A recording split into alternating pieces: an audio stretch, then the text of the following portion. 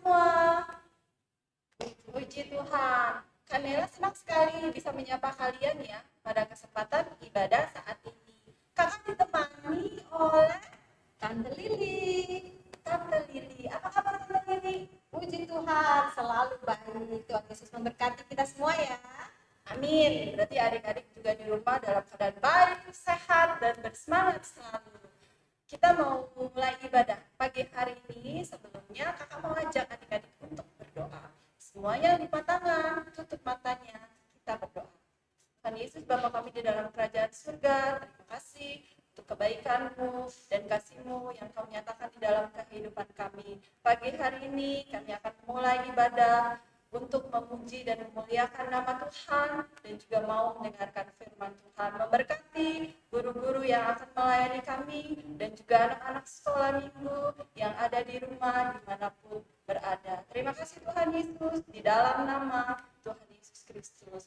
Haleluya. Amin. Kakak mau ajak kalian menyanyikan lagu Betapa Baiknya Engkau Tuhan.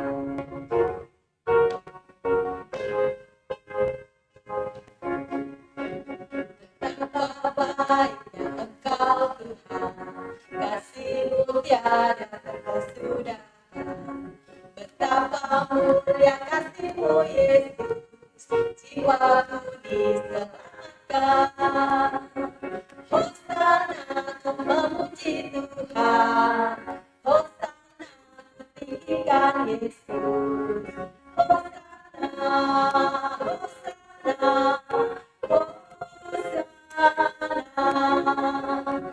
betapa baiknya Engkau Tuhan, kasih-Mu tiada terkesudahan. Betapa mulia kasih-Mu Yesus, jiwaku diselamatkan. Hosana ku memuji Tuhan, Hosana ku tinggikan Yesus. Hosana,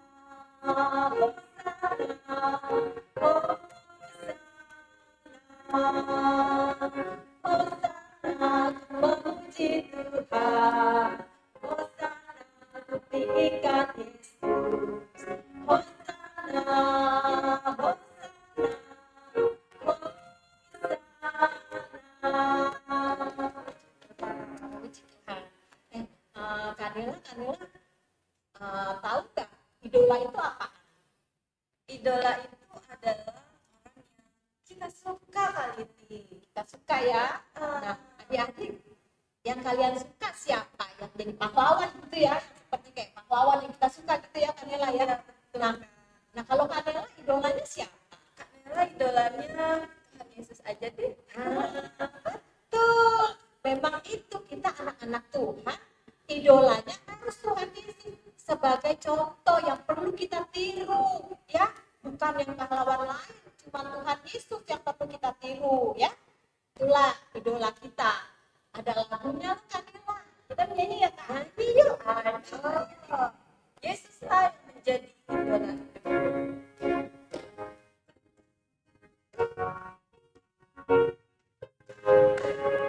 Yesuslah yang menjadi idola ini, bukan yang ada di dunia.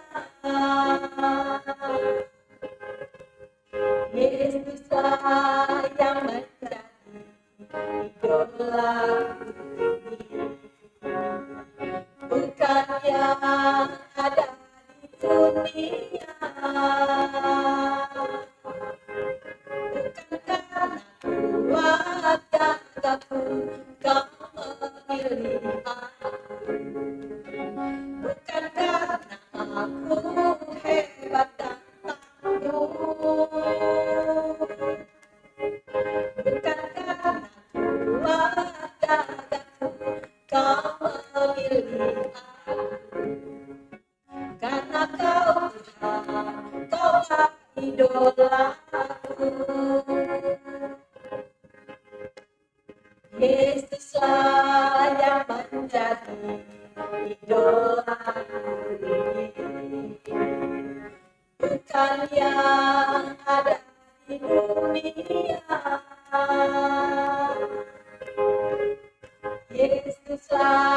yang menjadi idola ini,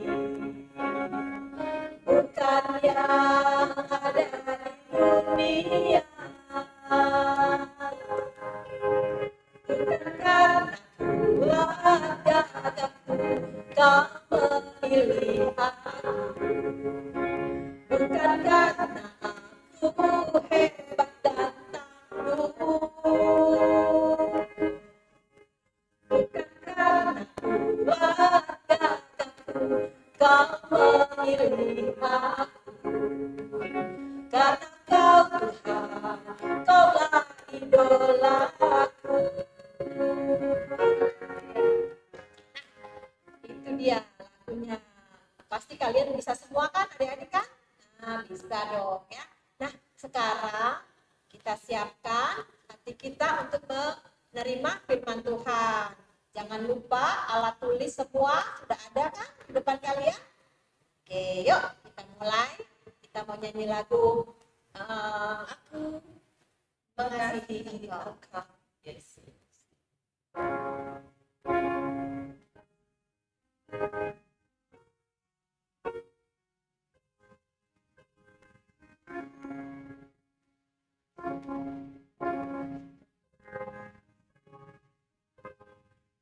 Aku mengasihi Engkau, Yesus, dengan segenap hatiku.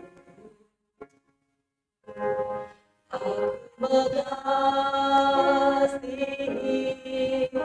Engkau, Yesus, dengan segenap jiwaku. Dan firman-Mu siang dan malam, ku pegang perintah-Mu dan ku lakukan. Engkau tahu ya Tuhan, tujuan hidupku hanyalah untuk menyenangkan hati-Mu.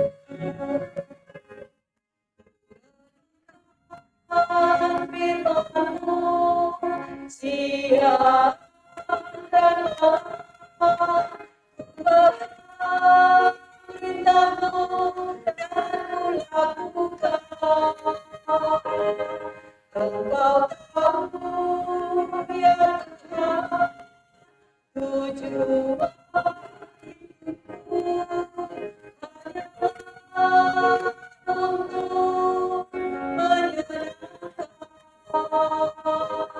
menyenangkan hati-Mu. Tuhan Yesus yang baik, terima kasih Tuhan. Pertengahan ibadah ini kami mau mendengarkan firman-Mu. Tuhan Yesus, kalau pujian-pujian kami yang tadi sudah kami berikan, biarlah Tuhan Kau mau menerima dengan sukacita dan Kau mau memberkati kami semua Tuhan. Tuhan Yesus, saat ini kami siap untuk mendengarkan firman-Mu. Tuhan urapi guru-guru yang sebentar akan memberitakan firman-Mu. Biarlah firman-Mu yang sebentar kami dengar boleh tetap tinggal di dalam hati kami, dan kami mau melakukan itu seturut dengan firman-Mu. Terima kasih Tuhan Yesus. Kami juga mau berdoa saat ini untuk teman-teman kami, saudara-saudara kami, adik-adik kami semua Tuhan. Kalau mereka dalam kesakitan, kami berdoa bersama-sama dalam nama Tuhan Yesus. Biarlah Engkau sembuhkan mereka dan mereka memperoleh kesembuhan yang sempurna hanya dari Engkau. Terima kasih Tuhan Yesus. Kami siap untuk mendengarkan firman-Mu. Terpujilah nama-Mu. Haleluya. Amin. Halo adik-adik, puji Tuhan. Senang sekali kita bisa beribadah lagi hari ini. Sudah siap belum untuk dengerin firman Tuhan? Kalau sudah, duduk yang manis dan perhatikan cerita yang akan kakak sampaikan. Nah, kakak punya pertanyaan nih buat kalian. Ada nggak di antara kalian yang suka pilih-pilih teman? Waktu kalian milih temen nih, kalian melihat dari tampilan fisiknya aja. Misalnya ya, dari dia cantik atau ganteng nggak? Tinggi atau pendek? Gemuk atau kurus? Kulitnya putih atau hitam ya? Kalau nggak sesuai sama yang kalian mau, kalian nggak mau temenan sama mereka. Ada? Wah, kakak harap nggak ada ya. Karena kalau sampai ada yang seperti itu tidak baik. Karena itu artinya kita menilai seseorang hanya dari tampilan fisiknya saja, tampilan luarnya. Padahal Tuhan tidak pernah menilai kita dari tampilan luar. Tetapi Tuhan menilai kita dari hati, dari sikap hati. Kenapa? Karena dari hati Tuhan tahu apakah seseorang itu baik atau tidak baik. Seperti cerita firman Tuhan yang akan kalian dengar hari ini tentang bagaimana Tuhan memilih seseorang menjadi raja yang baru atas Israel menggantikan Raja Saul. Tuhan gak lihat penampilannya. Tuhan melihat hatinya. Adik-adik tahu siapa dia? Iya, dia adalah Daud.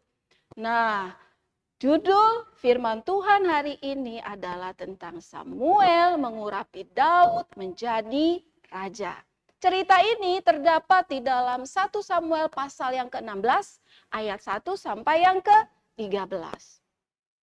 Ngomong-ngomong soal Saul ya adik-adik, zaman itu Saul adalah seorang pemuda yang tampilan luarnya menyenangkan. Kenapa? Karena Alkitab mencatat bahwa Saul memiliki paras yang elok. Artinya wajahnya ganteng adik-adik. Dan ia juga memiliki tinggi badan yang melebihi orang-orang di zamannya saat itu. Nah, ketika Samuel mengurapi Saul menjadi raja, mungkin orang-orang Israel tidak terkejut. Karena apa? Saul adalah sosok yang sempurna untuk menjadi seorang raja. Apalagi ia adalah orang yang baik. Ia orang yang rendah hati. Ia taat dan setia melakukan firman Tuhan. Tetapi sayangnya adik-adik, ketika Saul duduk menjadi raja, ia berubah. Ia yang tadinya rendah hati, kemudian taat dan dengar-dengaran serta setia melakukan perintah Tuhan, berubah menjadi sombong, tidak taat, dan memberontak kepada Tuhan. Sehingga apa adik-adik? Tuhan menjadi sedih dan menolak Saul menjadi raja. Tuhan punya rencana, Saul dan keturunannya akan menjadi pemimpin di Israel. Tetapi karena dia tidak lagi taat kepada Tuhan, Tuhan menolak dia. Dan Tuhan telah memilih seorang yang lain yang Tuhan bilang berkenan di hatinya. Nah, Nabi Samuel saat itu juga sedih dengan apa yang terjadi pada Raja Saul yang sudah tidak lagi taat kepada Tuhan. Lalu Tuhan berfirman kepada Nabi Samuel, "Kenapa kamu bersedih? Sekarang bawa tabung tandukmu yang berisi minyak, kemudian pergilah ke Betlehem Efrata dan urapilah salah satu anak dari Isai menjadi raja menggantikan Saul." Waktu mendengar firman Tuhan itu, Nabi Samuel bilang sama Tuhan, "Tuhan, kalau Saul tahu saya pergi ke Betlehem Efrata untuk mengurapi salah satu dari anak Isai menjadi raja, waduh, dia pasti akan membunuhku." Tuhan jawab, "Kamu akan pergi ke Betlehem Efrata untuk mempersembahkan korban bakaran bagi aku." Ya, akhirnya Nabi Samuel pun pergi ke Betlehem Efrata.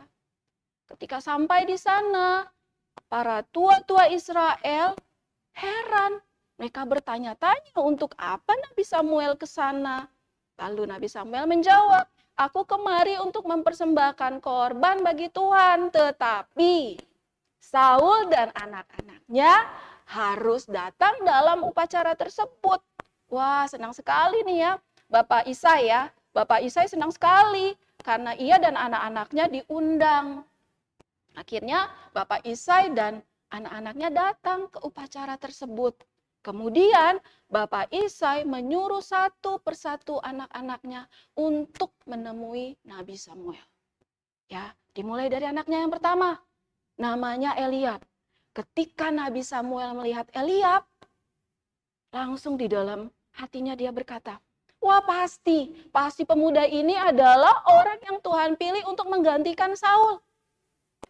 Tetapi Tuhan berfirman, oh bukan Nabi Samuel, bukan.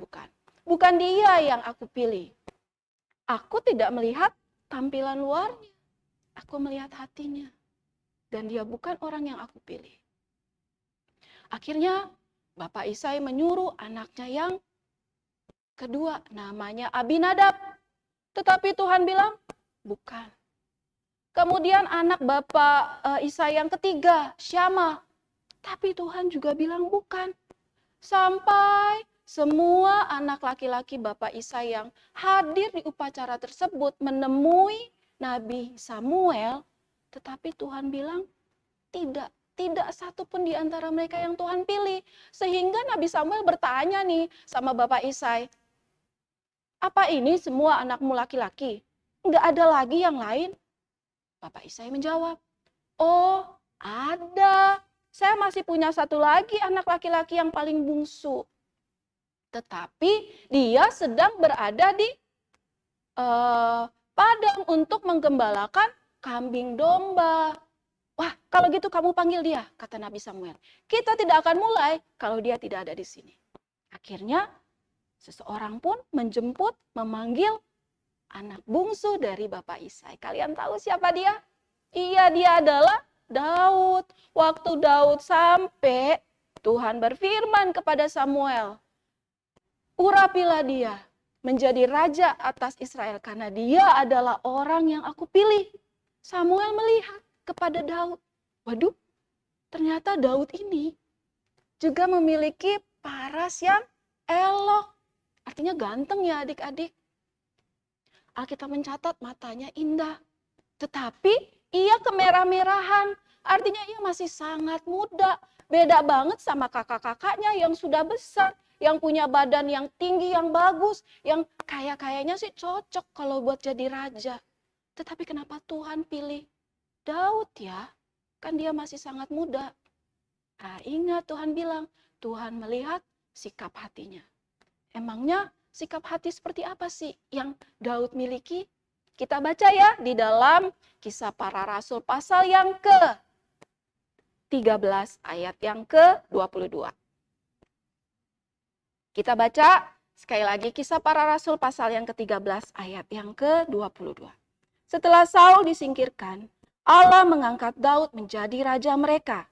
Tentang Daud, Allah telah menyatakan, aku telah mendapat Daud bin Isai, seorang yang berkenan di hatiku dan yang melakukan segala kehendakku. Nah adik-adik, di ayat ini dibilang Tuhan sendiri yang menyatakan. Artinya Tuhan yang memberikan kesaksian. Kalau Daud seorang yang berkenan di hati Tuhan. Kalian tahu gak sih apa arti berkenan?